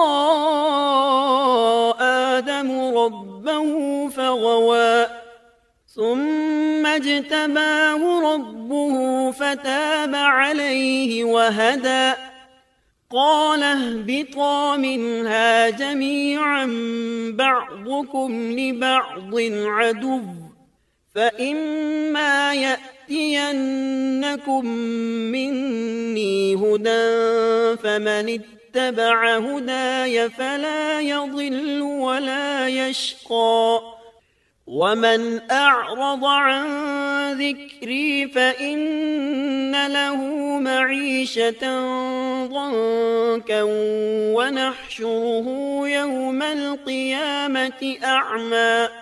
چنانچہ ان دونوں نے اس درخت سے کھایا، پس ان کے ستر کھل گئے اور وہ بہشت کے پتے اپنے اوپر چپکانے لگے۔ آدم نے اپنے رب کی نافرمانی کی، پس بہک گیا۔ پھر اس کے رب نے نوازا، اس کی طرف توجہ فرمائی اور اس کی رہنمائی کی۔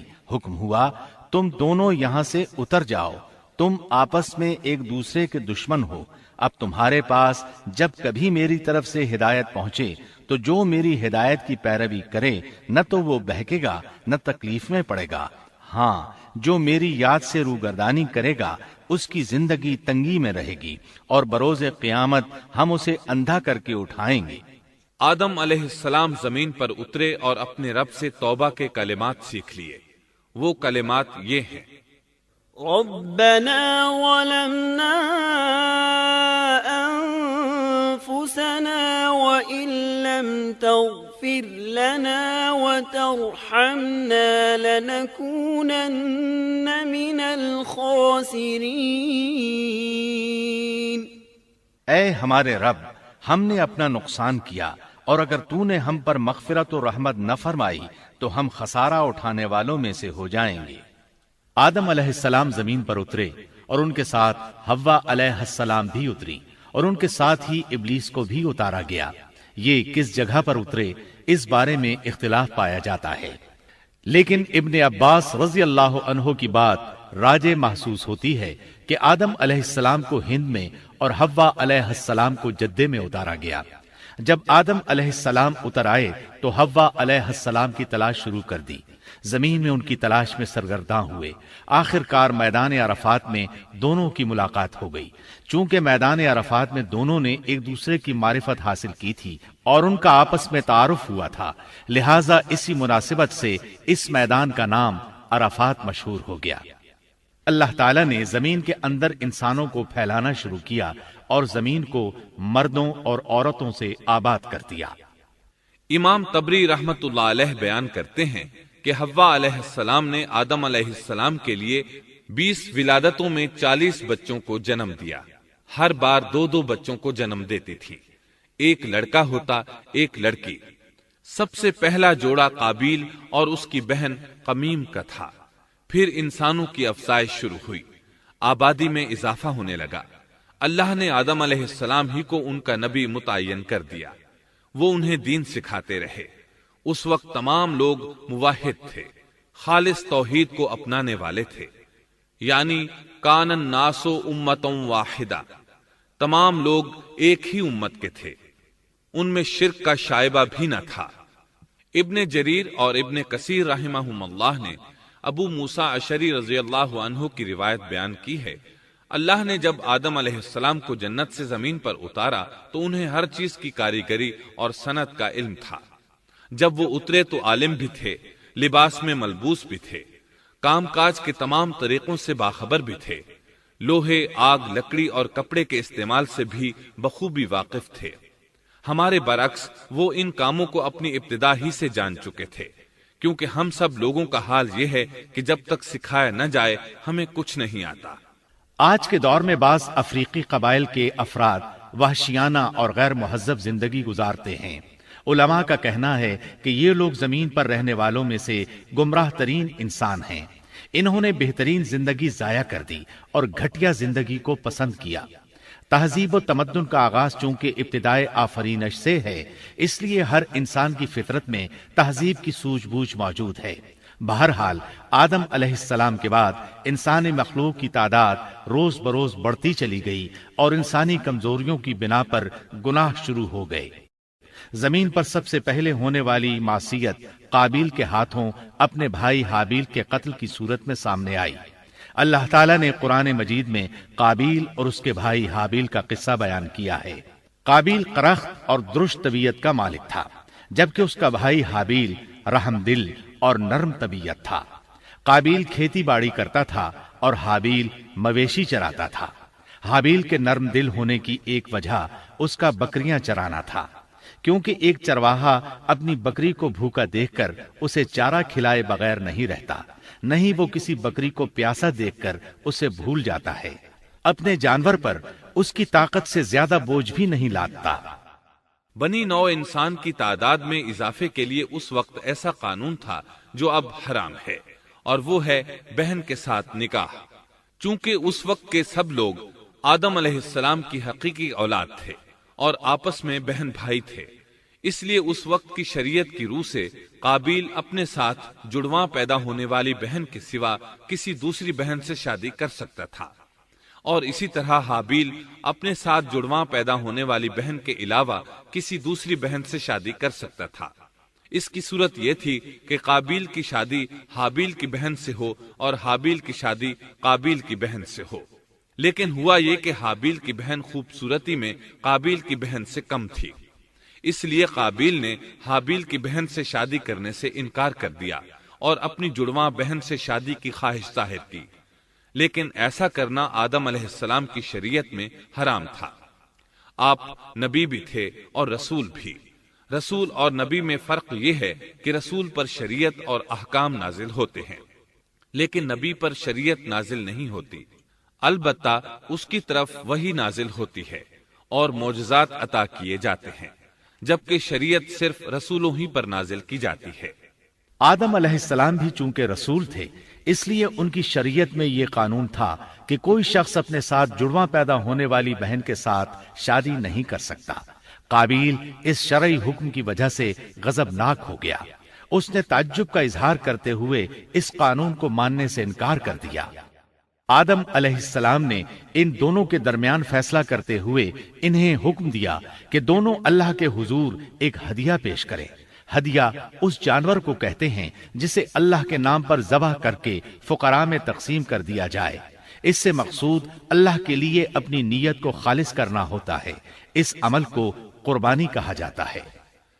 آدم علیہ السلام کے زمانے میں قربانی کا جو قانون تھا اس کے قبول ہونے کی نشانی طے تھی، اور وہ یہ کہ آسمان سے ایک آگ نمودار ہوتی اور اس قربانی کو جلا دیتی۔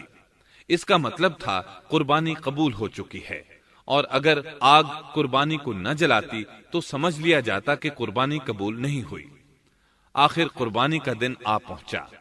حابیل نے اپنے مویشیوں میں سے ایک بہترین جانور لیا اور قربان گاہ میں لا کر اللہ کے حضور پیش کر دیا۔ دوسری طرف قابیل نے اپنی کھیتی کے غلے میں سے ردی قسم کا غلہ قربانی کے لیے پیش کیا۔ دوسرے دن دونوں قربان گاہ پہنچے تو انہوں نے دیکھا کہ حابیل کی قربانی قبول ہو چکی ہے، جبکہ قابیل کی قربانی کو آگ نے چھوا تک نہیں تھا۔ یہ دیکھ کر قابیل حابیل پر غضبناک ہوا۔ شیطان نے بھی اسے وسوسے میں مبتلا کیا کہ اپنے بھائی کو قتل کر دے۔ اس نے اپنے بھائی حابیل کو جان سے مار ڈالنے کا پختہ ارادہ کر لیا۔ اس وقت تک روئے زمین پر کوئی انسان قتل نہیں ہوا تھا۔ انسانی تاریخ میں یہ پہلا قتل ہے جس کا ارتکاب قابیل نے کیا۔ وہ اپنے بھائی حابیل کے پاس گیا اور اس سے بولا، میں تجھے قتل کر دوں گا۔ جواب میں حابیل نے کہا، اگر تو مجھے قتل کرنے کی کوشش کرے گا تو میں اپنے دفاع میں ہاتھ نہیں اٹھاؤں گا، اس لیے کہ میں چاہتا ہوں تو اپنے دیگر گناہوں کے ساتھ میرے قتل کا گناہ بھی اٹھا لے، تیرے گناہ زیادہ ہو جائیں۔ چنانچہ ایک تاریک رات میں حابیل سویا ہوا تھا کہ قابیل ایک بڑا سا پتھر اٹھا کر اس کے پاس آیا۔ اس نے وہ پتھر اپنے بھائی کے سر پر دے مارا۔ اس طرح اس نے حابیل کو قتل کر دیا۔ روئے زمین پر قتل کی ابتدا کر دی، زمین کو پہلے خون سے رنگ دیا۔ تاریخ انسانی میں یہ سب سے پہلا جرم تھا جو قابیل کے ہاتھوں ہوا۔ قتل تو وہ کر بیٹھا، اب حیران اور پریشان ہوا کہ اس کی لاش کا کیا کرے۔ اس وقت تک نسل انسانی موت سے بھی دوچار نہیں ہوئی تھی۔ آدم علیہ السلام کی اولاد میں سے اس وقت تک کوئی فوت نہیں ہوا تھا، اس لیے قابیل کو معلوم نہیں تھا کہ مردے کے ساتھ کیا کیا جائے۔ اسی کشمکش کے عالم میں اس نے بھائی کی لاش کو کمر پر اٹھا لیا اور چل پڑا۔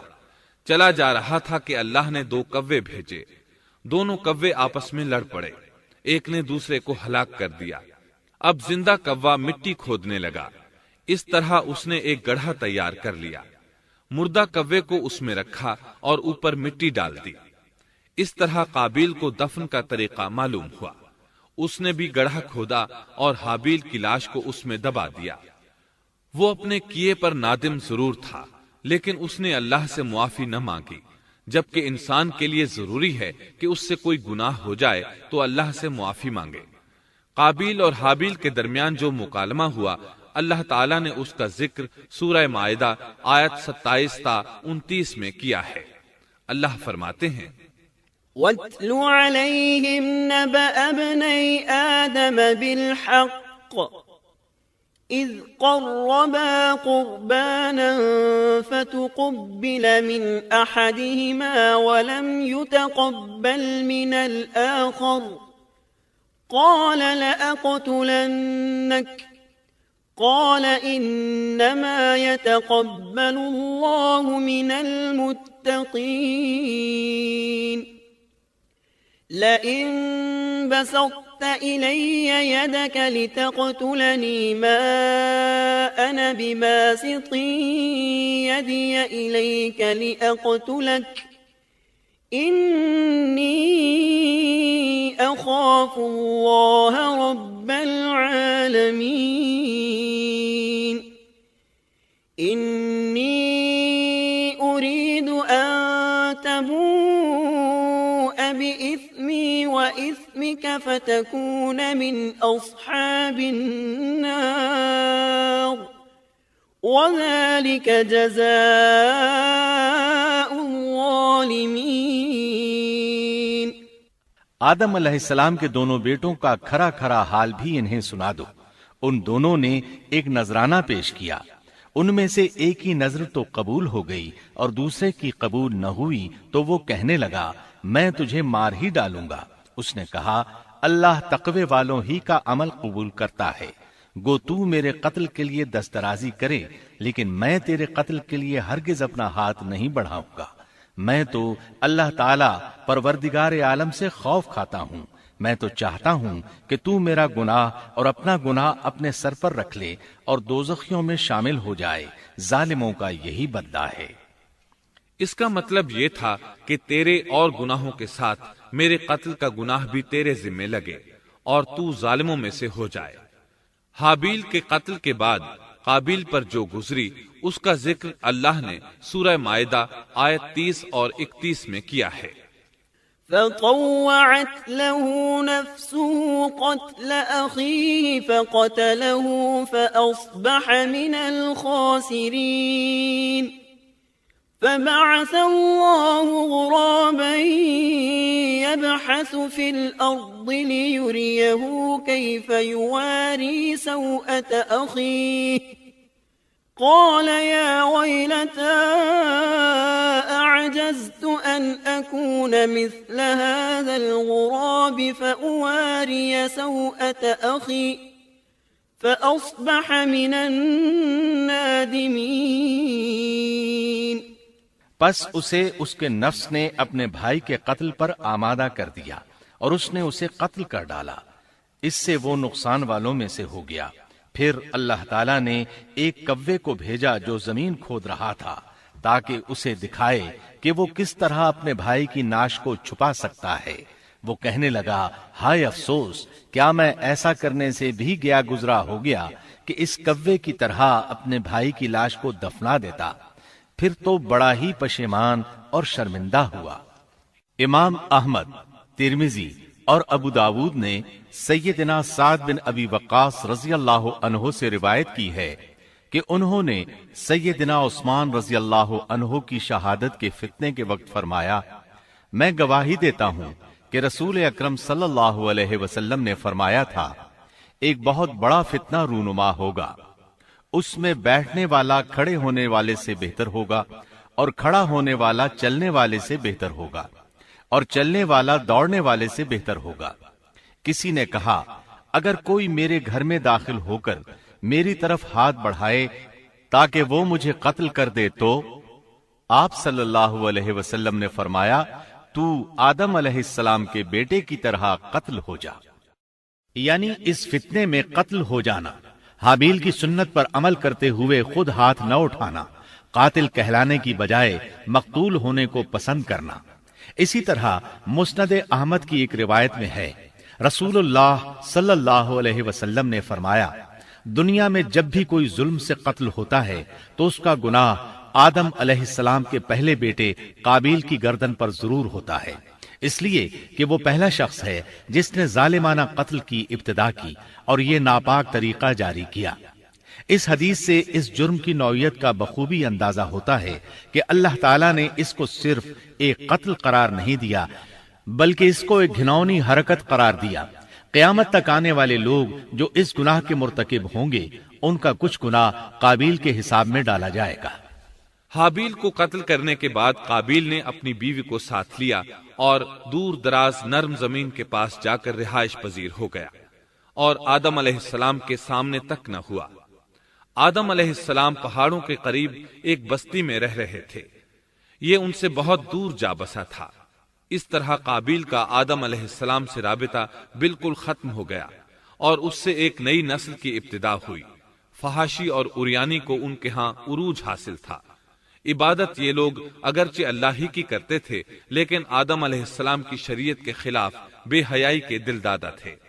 تقوی کی قلت، احکام الہی کی نافرمانی اور فحاشی کا فروغ ان کے شب و روز کا معمول تھا. اس کے بعد لوگ دو گروہوں میں تقسیم ہو گئے. شریر اور برے لوگ قابیل کے ساتھ مل گئے اور آدم علیہ السلام کے دیگر بیٹے اور نیک لوگ آدم علیہ السلام کے ساتھ مل گئے. آدم علیہ السلام 960 سال زندہ رہے. ان کی کل عمر تو 1000 سال تھی لیکن 40 سال کم کر دی گئی. سیدنا ابو ہریرہ رضی اللہ عنہ بیان کرتے ہیں کہ رسول اللہ صلی اللہ علیہ وسلم نے فرمایا جب اللہ نے آدم علیہ السلام کو پیدا فرمایا تو ان کی پیٹھ پر ہاتھ پھیرا. اس طرح قیامت تک جتنے انسان پیدا ہونے والے تھے ان کی روحیں وجود میں آ گئیں. پھر ہر انسان کی آنکھوں کے درمیان ایک نور رکھ کر آدم علیہ السلام کے سامنے پیش کیا. انہوں نے پوچھا یا اللہ یہ کون ہے؟ اللہ نے فرمایا یہ تیری اولاد ہے. ان میں سے ایک کی پیشانی کی چمک آدم علیہ السلام کو بہت اچھی لگی. انہوں نے پوچھا یا اللہ یہ کون ہے؟ جواب ملا یہ تیری اولاد میں سے بہت دور جا کر ہیں. ان کا نام داؤد ہے. پوچھا ان کی عمر کتنی ہے؟ فرمایا 60 سال. آدم علیہ السلام کہنے لگے یا اللہ 40 سال میری عمر میں سے ان کی عمر میں شامل کر دے. اس سلسلے میں دوسری روایت یوں آئی ہے جب آدم علیہ السلام کی روح قبض کرنے کے لیے فرشتہ آیا تو وہ کہنے لگے میری عمر میں تو ابھی 40 سال باقی ہیں. اس وقت ان کی عمر 960 سال تھی۔ انبیاء اپنی عمر سے واقف ہوتے ہیں۔ فرشتے نے کہا، کیا آپ کو یاد نہیں آپ نے اپنی عمر کے 40 سال اپنی اولاد داؤد کو ہبہ کر دیے تھے؟ رسول اللہ صلی اللہ علیہ وسلم نے فرمایا، چونکہ آدم علیہ السلام نے انکار کیا تو ان کی اولاد بھی انکار کی عادی ہے۔ آدم علیہ السلام خود بھول گئے، ان کی اولاد بھی بھولتی ہے۔ آدم علیہ السلام نے خطا کی، ان کی اولاد بھی خطا کرتی ہے۔ حابیل کے قتل کے بعد اللہ تعالیٰ نے آدم اور حوا علیہم السلام کو اس کا نعم البدل عطا کیا۔ اس کا نام انہوں نے شیس رکھا۔ شیس کا مطلب ہے اللہ کا دیا ہوا تحفہ۔ حابیل کے قتل پر آدم اور حوا علیہم السلام دونوں بہت غمگین ہوئے، اس لیے اللہ نے بدلے میں انہیں شیس علیہ السلام عطا فرمائے۔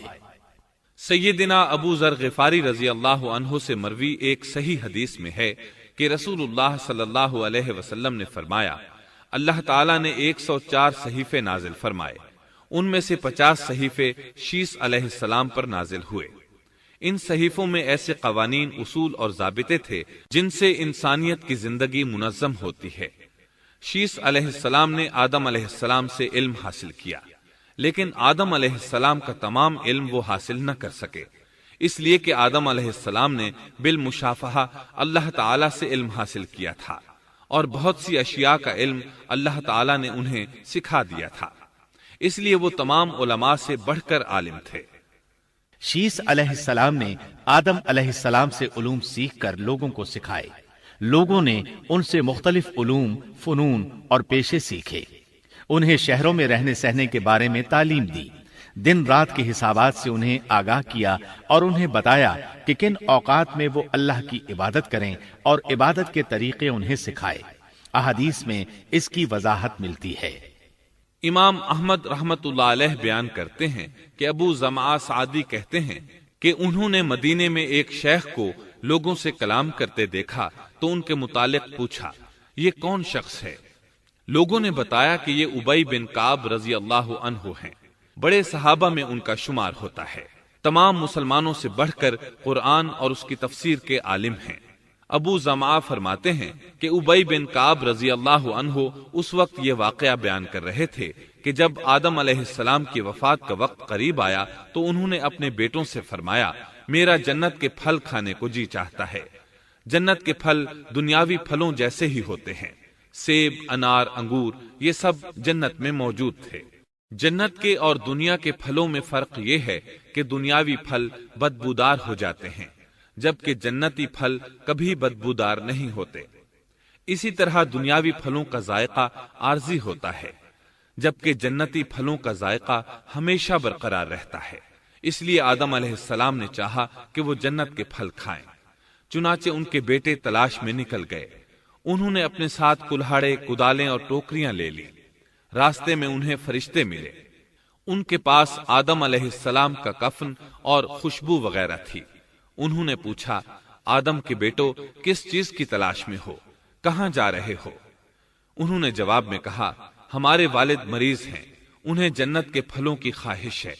فرشتے ان کے سامنے انسانی شکل میں آئے تھے، ان کی بات سن کر بولے، واپس جاؤ، تمہارے والد فوت ہونے کے قریب ہیں، اب ان میں اتنی طاقت نہیں رہی کہ پھل کھا سکیں۔ جب فرشتے آدم علیہ السلام کی روح قبض کرنے کے لیے آئے تو حوا علیہ السلام نے انہیں پہچان لیا۔ وہ بلند آواز سے آدم علیہ السلام کو پکارنے لگی، ان کے ساتھ چمٹ گئیں۔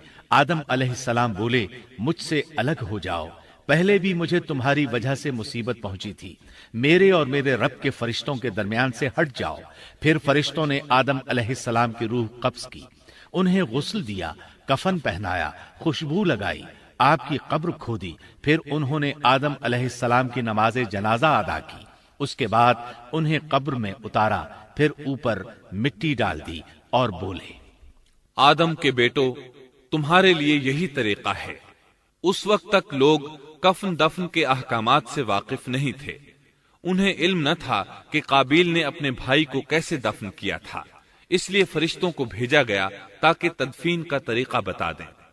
تو اس طرح انسان کو دفن کرنے کا طریقہ معلوم ہوا جو فرشتے لے کر آئے تھے۔ آدم علیہ السلام نے اپنی 960 سال کی مکمل زندگی میں سوائے اس درخت کا پھل کھانے کے اور کوئی خطا نہیں کی۔ آپ کی وفات کے 1 سال بعد حوا علیہ السلام بھی وفات پا گئیں۔ یہ تھا ہمارے باپ سیدنا آدم علیہ السلام کا اسوہ اور سیرت طیبہ کا حال۔